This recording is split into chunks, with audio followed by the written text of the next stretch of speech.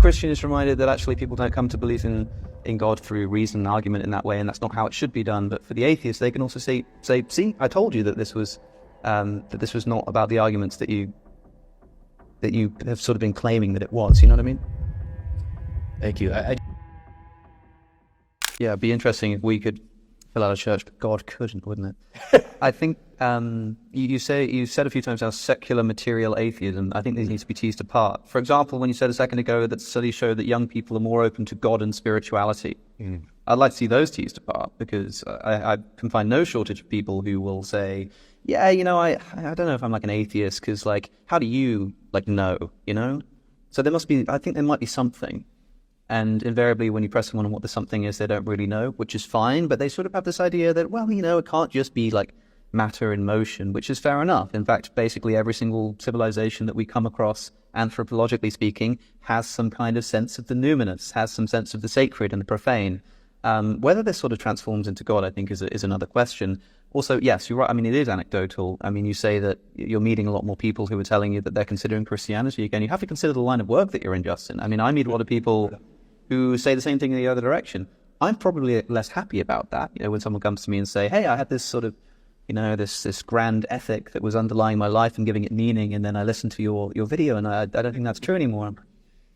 Awesome. Yeah, brilliant. That's great. But it is happening in the same sense, hearing people say, look, I'm just seeing people come to church in a way that I've not seen before. If you go onto any university campus and speak to professors, what do they say about the sort of shifting tide of the nation? They'll say, gosh, I've never seen anything like this before. Young people are becoming woke.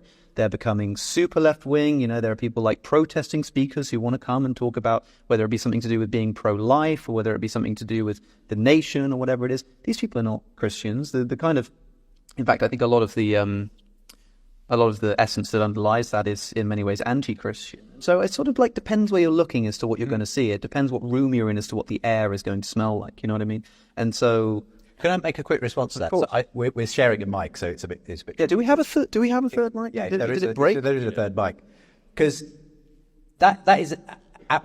You're absolutely right. You don't need to hear from me. I don't want you to feel superfluous. There's a kind of selection bias, obviously, with the people I'm meeting right now. Yeah. I'm hosting a podcast called The Surprising Rebirth of Belief in God, so people are coming out the woodwork.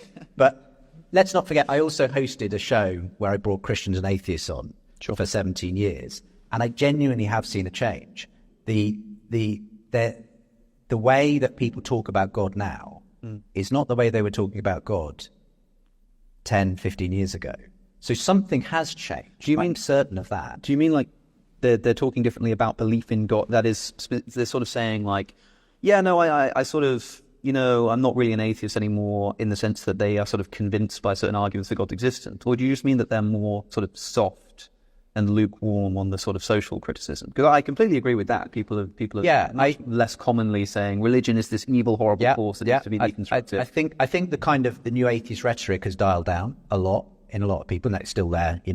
On Facebook, you'll find the new atheist sort of stuff coming thick and fast if you mention God in public. But on a more kind of general level, I just think people are no longer sort of taking that line. But it is more than that. I genuinely am meeting more and more people who are saying, well, I was a Richard Dawkins kind of atheist, and I'm now kind of seriously don't take that approach anymore. And I'm really interested in Christianity.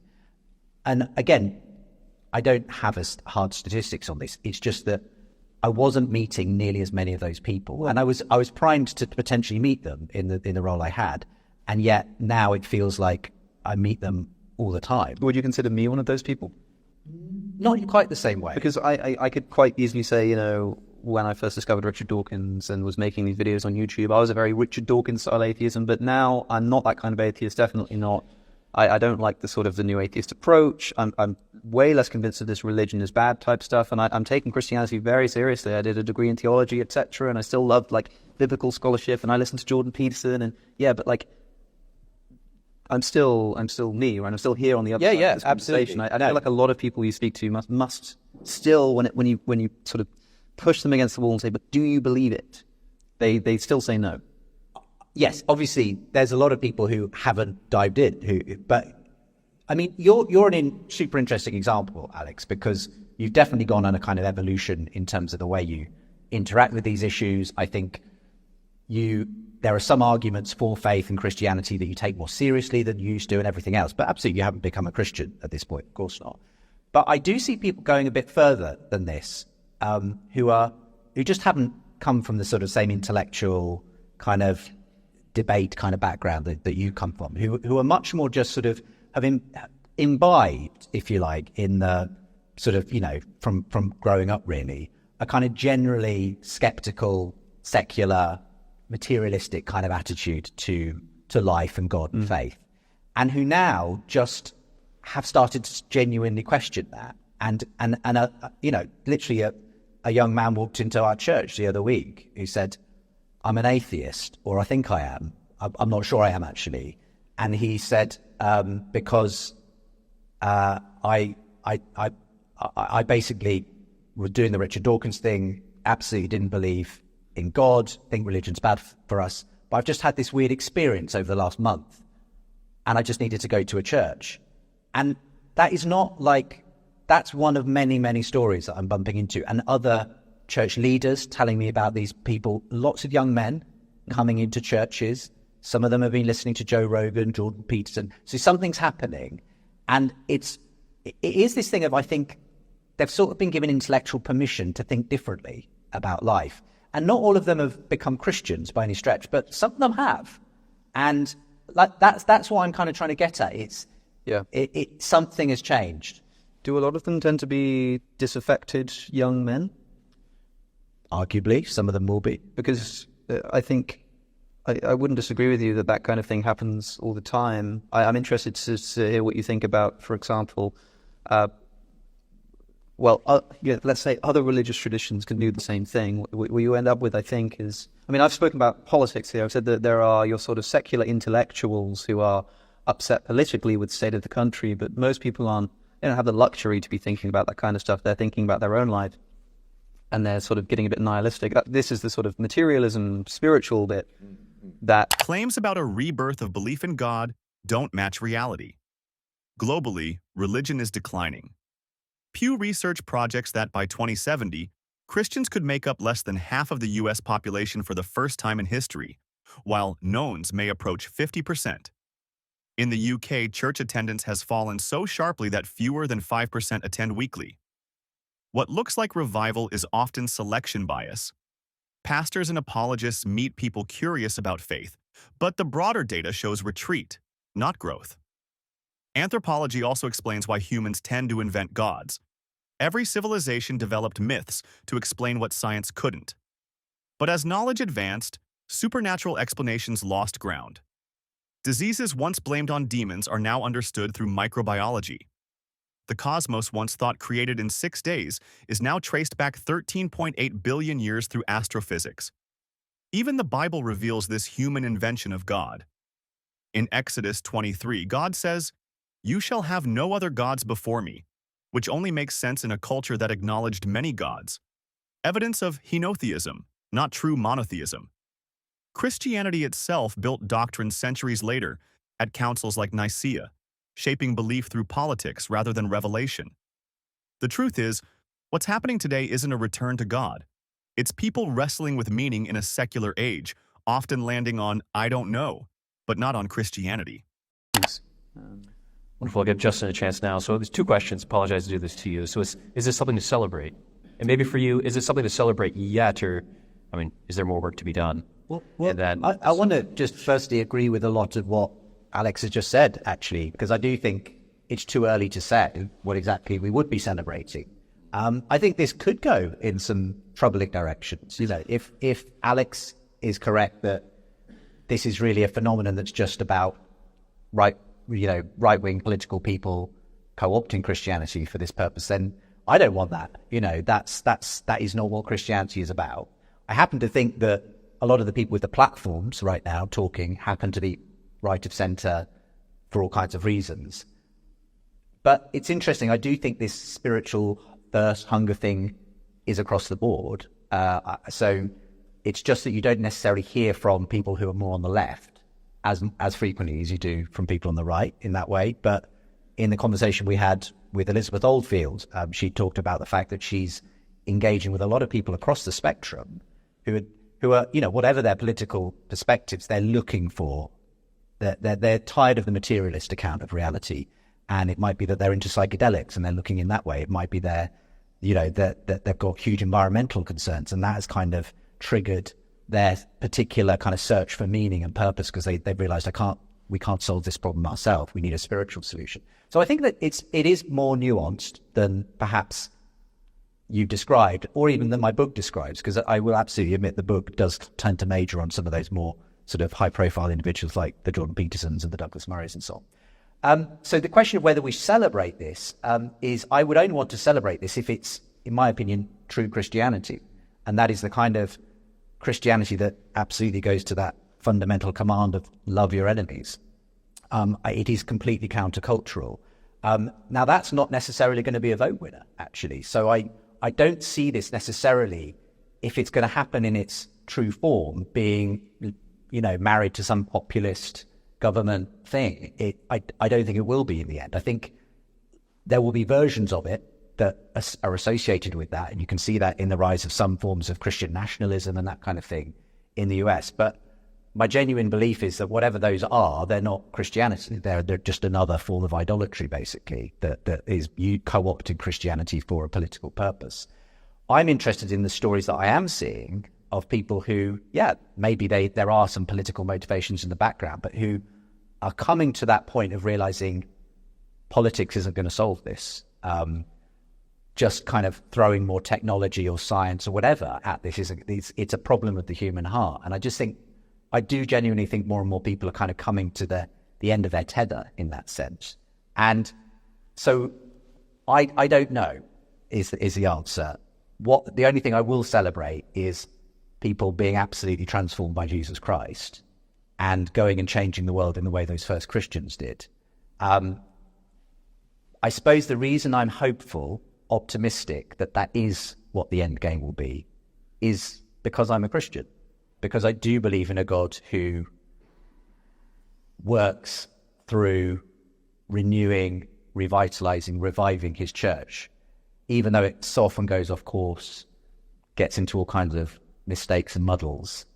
I think history is basically a long series of points at which God has stepped in and done something new, and something genuine, Christ-like has emerged out of it.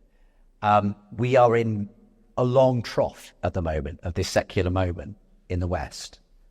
But I guess I just believe that the wave is coming back. And because I'm a Christian, I believe there's going to be good fruit from that. There's going to be a lot of other stuff that it might wash in as well. There might be all kinds of other religious beliefs, all kinds of esoteric New Age stuff that comes in. There might be all kinds of political stuff that comes in. That will all happen, I'm sure. But I think there will be something of genuine Christianity that also breaks through, because I guess that's where my faith comes in. What Justin calls a rebirth of Christianity is really just another wave of people searching for meaning, something that's happened in every age. In the Middle Ages, it was Catholic mysticism. In the 18th century, it was revivalist movements. In the 1960s, it was New Age spirituality. None of these waves made Christianity objectively true. In fact, history shows the opposite. When Christianity gains momentum, it is often shaped by politics, not by love or compassion. The Council of Nicaea in 325 CE created official doctrine under imperial power. Later, the Crusades and Inquisitions used faith to justify war and persecution. Even today, Christian nationalism in the US shows how religion is repeatedly co-opted to serve political agendas. Scripture itself exposes the problem. While Jesus says, "Love your enemies" in Matthew 5:44, the same Bible commands in Deuteronomy 20:16 through 17 to leave alive nothing that breathes in conquered cities. That's not timeless morality. It's human authors projecting violence onto God. And modern data doesn't support a revival either. Pew Research shows Christianity declining across the West, with the religiously unaffiliated now nearly 30% in the US and over 50% in many European countries. What people are really experiencing is existential anxiety in a secular age, not divine renewal. The evidence makes it clear. Christianity isn't being reborn.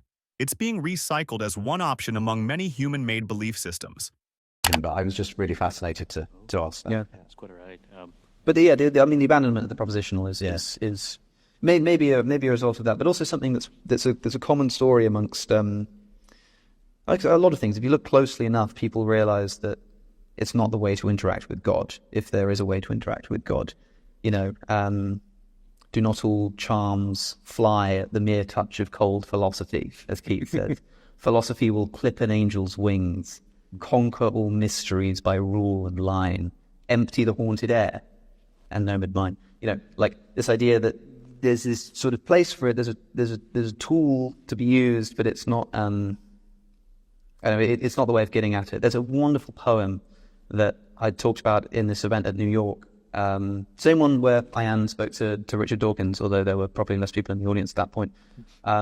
C.S. Lewis has a poem called The Apologist's Evening Prayer. I say it's a poem, it's more of a prayer. Yeah. You've come across it? Yes. And here's C.S. Lewis saying that I'm this sort of big shot apologist who has all of these rational arguments for the existence of God, but actually I need to remind myself every night that that's not the approach that I should be taking. It's a wonderful poem that a friend of mine introduced to me, because it does as much for the atheist as it does for the Christian. The Christian is reminded that actually people don't come to believe in God through reason and argument in that way, and that's not how it should be done. But for the atheist, they can also say, see, I told you that this was not about the arguments that you have sort of been claiming that it was. You know what I mean? Thank you. I do feel a slight responsibility after that conversation to say the views spoken here do not necessarily reflect the views of Trinity Forum Europe. Just kidding. Yeah. Don't This do is it. not an endorsement. It's like, It was awful. It was terrible. It was horrible. but I am glad that we can host a conversation on such things. Thank you both so far. I resonate and being inspired by so much of this conversation so far. I'm reminded, just listening to you, I'm reminded of Pascal's words, make good men wish it was true and then show that it is. I was waiting for that. to come out. It's a classic line. You can read the full thing in the... I'm always getting nervous trying to say French words. Pensée.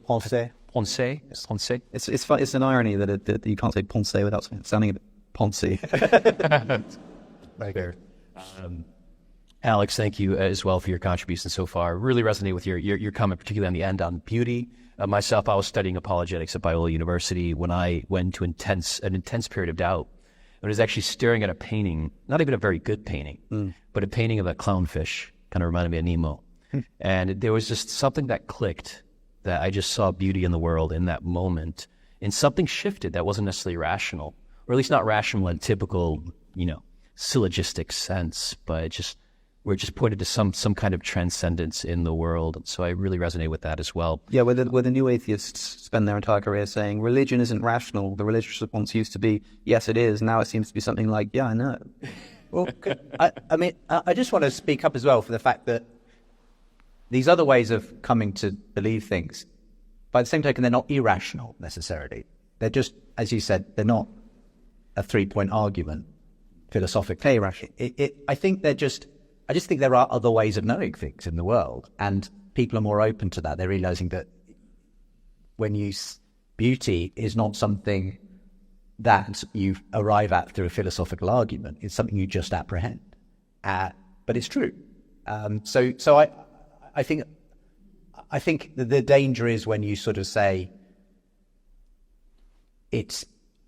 people are coming to faith through these non-rational means. That somehow means you're kind of casting shade on it. No, it's just the way in which we come to all kinds of beliefs in life through that mode of thinking. To help provide an analogy, perhaps, would this be a fair representation? Like, I don't truly come to know what love is by reading a proposition, God is love, or love is X, Y, or Z, but I might read a story like the story of the prodigal son in returning to a father, and I experience something through listening to that story, and it's through that I come to understand what love actually is. So is this the kind of thing where we're talking about non-propositional kind of reason? Yeah, I would say so. I think it's just...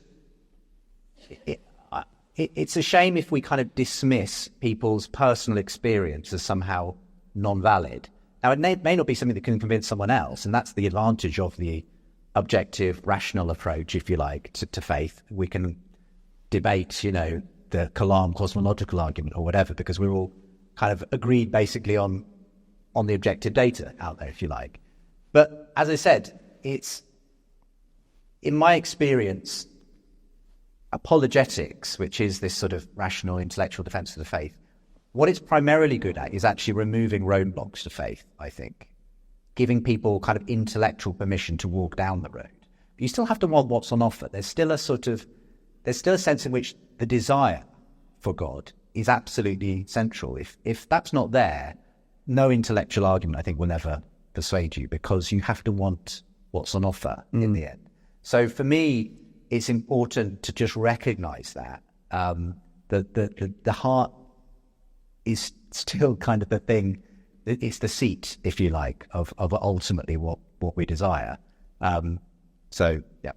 Yeah, I think I once, you might be more familiar with the reference itself, but I think I once heard our sort of reasoning, we think it's like steering a horse, but it's more like trying to steer an elephant. Sure, yeah. Which is a very slow kind of process. But you were going to say? I was going to say that I think a lot of people go further and actually condemn the principally rational approach.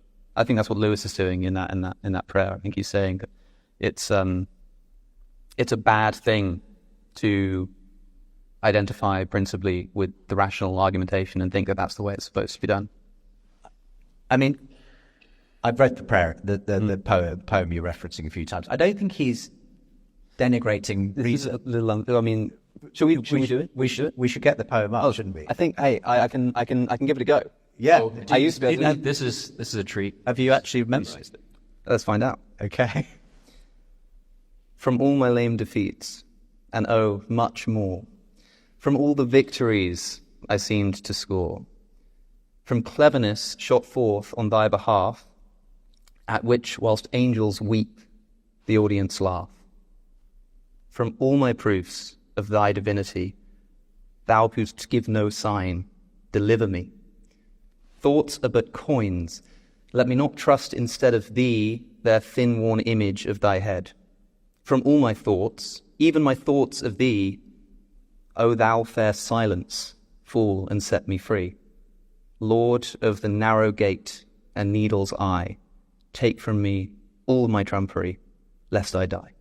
What we're seeing here is really an admission that Christianity can't stand on reason alone. Even C.S. Lewis, often cited as a defender of faith, admitted in his Apologist's Evening Prayer that arguments for God are fragile, that they win applause from audiences, but not evidence. This is consistent with centuries of theology. From Augustine to Kierkegaard, Christians themselves have conceded that belief is ultimately a leap of faith, not a conclusion of logic. The problem is that faith by definition bypasses evidence. The Bible itself admits this. Hebrews 11:1 defines faith as the substance of things hoped for, the evidence of things not seen. That's not knowledge, that's belief without proof. And the modern data doesn't help Christianity either. Surveys from Pew and Gallup show young people aren't returning to church. They're leaving in record numbers. Experiences of beauty or transcendence don't confirm a Christian God any more than they confirm Zeus, Allah, or Vishnu. Neuroscience even shows that spiritual experiences can be replicated through brain stimulation, psychedelics, or meditation. In other words, these feelings come from us, not from the divine.